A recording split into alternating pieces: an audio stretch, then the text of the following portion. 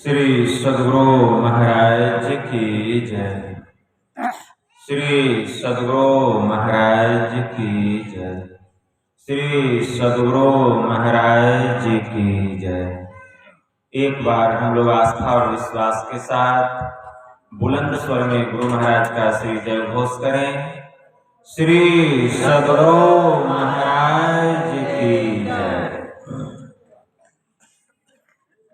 नमामि अमित ज्ञान रूपं कृपालं अगम बोध दाता सुबुद्धि निधि विशालम् क्षमाशील यति धीर गंभीर ज्ञानम् धर्म कील दृढ़ समधीर ध्यानम् जगत त्राणकारी अघारी उदारम्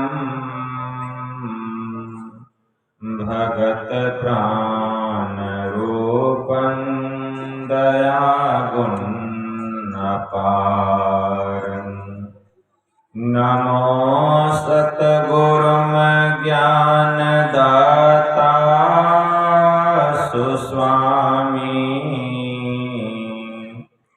नमामि नमामि नमामि नमामि नमामि नमामि नमामि नमामि। महाराज सद्गुरु है राजन को राजा है जिनकी कृपा से सर्व काजा भने में ही सोई परम गुरु नमामि नमामि नमामि नमामि नमामि नमामि नमामि नमामि नमामि। श्री सद्गुरु महाराज की जय।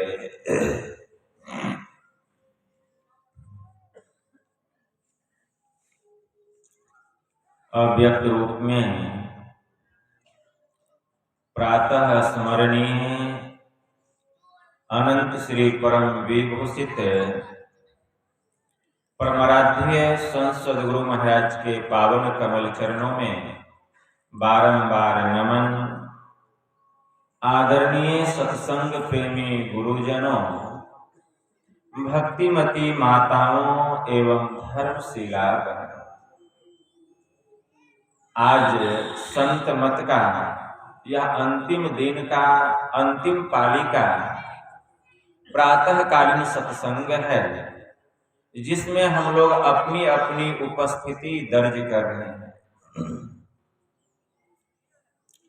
इस संत मत सत्संग के द्वारा ज्ञान योग युक्त एकमात्र ईश्वर भक्ति का संदेश दिया जाता है, उपदेश दिया जाता है।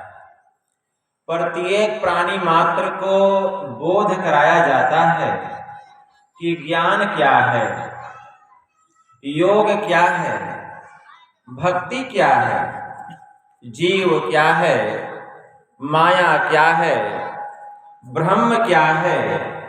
इन सभी रहस्यमयी बातों का ज्ञान सत्संग के माध्यम से यह जो जीव अबोध बना हुआ है, सत्संग श्रवण करते करते एक दिन वह सुबोध और परम ज्ञानी हो जाता है। अभी इस स्तुति, संत स्तुति और गुरु वंदना से पाठ का शुभारंभ हुआ। हम लोगों ने अति ही मनोयोग पूर्वक भक्ति युक्त ढंग से पाठ का श्रवण किया। तत्पश्चात परमाराध्य के द्वारा स्वरचित सदग्रंथ सत्संग योग चारों भागों से हम लोगों ने भाग 1, 2 और 4 का भी श्रवण किया। पाठ के क्रम में हम लोग वैदिक मंत्रों को श्रवण कर रहे थे। वेद में मंत्र आया है गुरु की महिमा के संबंध में कि गुरु की कितनी महिमा है। हमारा वेद कहता है ओम युक्त्वाय सविता देवांसवर्यतो धिया दिवम बृहज्योतिः करिष्यतः सविता प्रसूआति ताम। इस मंत्र के द्वारा वेद भगवान उपदेश करते हैं कि हे योगाभ्यास सीखने वाले मनुष्यों, सच्चे सद्गुरु के द्वारा योग का भेद जानकर तुम अपने भीतर की महान दिव्य ज्योतियां और दिव्य गुण युक्त अनाहत नाद दोनों को प्राप्त करो।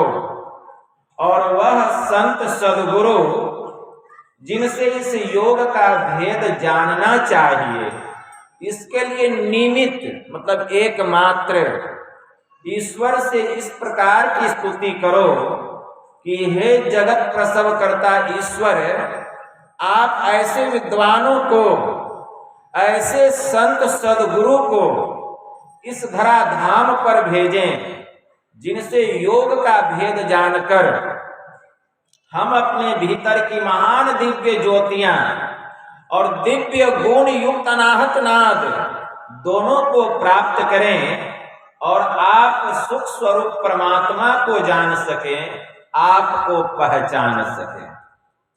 ये वेद भगवान का उपदेश है। इसके लिए संत सद्गुरु के शरण में जाना पड़ेगा।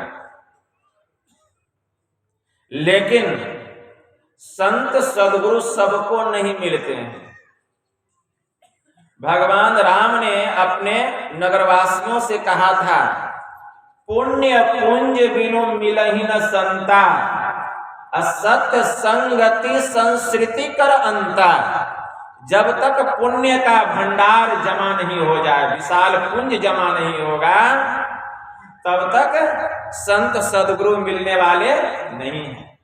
जैसे मान लीजिए आपको बहुत कीमती वस्तु खरीदना है, आपको हीरा खरीदना है, तो 1-2 रुपए में मिलेगा? उसके लिए बहुत धन की जरूरत होती है। जितना कीमती वस्तु आप खरीदिएगा उतना अधिक धन की जरूरत होती है। तो कीमती से कीमती वस्तु खरीदने के लिए बहुत सारा धन चाहिए। लेकिन वास्तव में इस संसार में सबसे कीमती अगर कोई है तो वे होते हैं संत, जिनका कीमत नहीं लगाया जा सकता, वे अनमोल होते हैं। लेकिन उसके लिए कीमत क्या? पुण्य की पूंजी चाहिए। जब तक पुण्य का विशाल पुंज जमा नहीं होगा, संत सद्गुरु मिलने वाले नहीं है। हमारे मन में जिज्ञासा उत्पन्न होती होगी कि बाबा हम कौन सा पूंजी जमा करें पुण्य का, जो कि संत मिल जाए, संत सद्गुरु मिल जाए। वह पूंजी क्या है? तो वह है सत्संग रूपी पूंजी जमा कीजिए। सत्संग करते करते, सत्संग सुनते सुनते यही पुण्य का पुंज आपका जमा होते चला जाएगा और इसी पुण्य के प्रताप से आपको संत सद्गुरु मिल जाएंगे। संत कबीर साहब कहते हैं, मैं तो आन परी चोरन के नगर, असत्संग बिना जियरा तरसे, इस सत्संग में लाभ बहुत है, क्या? तुरंत मिलावे गुरु से। यही सबसे बड़ा लाभ है। सत्संग सुनते सुनते पुण्य का पूंजी जमा होगा और एक दिन संत सद्गुरु मिल जाएंगे। जब संत सदगुरु मिल जाएंगे तब वे आपको जुक्ति बतलाएंगे भक्ति करने की। गुरु जो होते हैं जुक्ति बतलाते हैं, भक्ति करने की जुक्ति। कौन सा जुक्ति?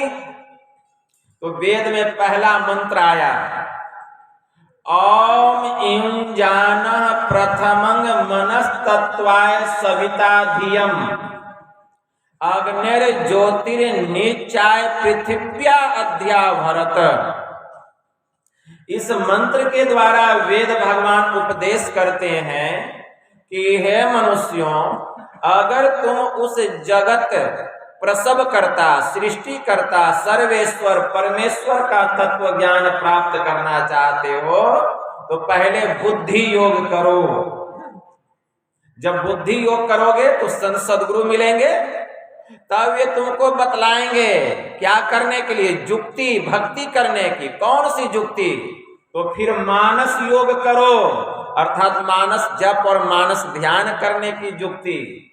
फिर अग्नि की ज्योतियों को एक करके योग की दृढ़ भूमि पर अपने आप को अच्छी प्रकार धारण करो। फिर अग्नि की ज्योतियों को एक करने की कला बतलाएंगे, जुक्ति बतलाएंगे, विद्या बतलाएंगे कि अग्नि की ज्योतियों को कहाँ एक करना है। वह योग की दृढ़ भूमि क्या है? अग्नि की ज्योति किसको कहा गया? हमारी आंख से निकलने वाली जो दृष्टि की धार है, इसी को अग्नि की ज्योति कहा गया। हमारी आंख से निकलने वाली जो दृष्टि की धार है, ये समांतर रेखा में, समांतर दिशा में गमन कर रही है। अगर ये दृष्टि की दोनों धार एक हो जाए तब इसकी ताकत देखिए, शक्ति देखिए, इसकी ताकत देखने में आएगी। तो अग्नि की ज्योति को हम कहाँ एक करेंगे? बाहर में नहीं, अपने भीतर में एक करेंगे। भीतर में भी कहाँ पर एक करेंगे? यही पते की बात है, यही ब्रह्म विद्या है, इसी को ब्रह्म ज्ञान कहा गया कि अपने भीतर में कहाँ पर एक करेंगे। दोनों आंखों को बंद करके कुछ देर मानस जप और मानस ध्यान करने के बाद, दोनों आंख बंद है, आंख खोलना नहीं है, सामने में अंधकार है। आंख बंद करते हैं, क्या दिखाई देता है? अंधकार। तो कुछ देर उसी अंधकार में रह करके